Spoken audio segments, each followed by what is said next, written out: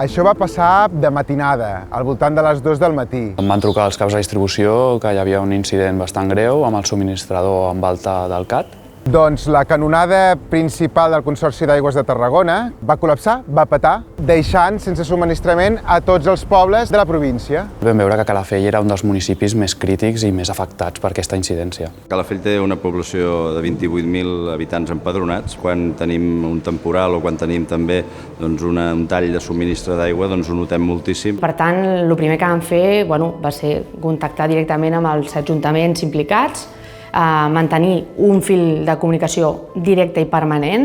El tall del Consorci va durar 43 hores. Gràcies a les reserves no vam patir les primeres 24 hores.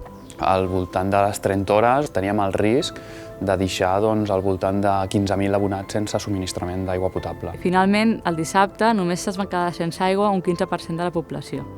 Anar i vindre de persones amb garrafes al camió cisterna que ha instal·lat l'empresa subministradora d'aigua Sorea a la urbanització. A Calafell vam situar 3 cisternes en 3 punts estratègics a la zona concreta on hi havia aquesta manca de reserva i, paral·lelament, una feina molt intensa de l'equip de comunicació a nivell xarxes perquè especialment Twitter tingués informació permanent donant els mateixos consells.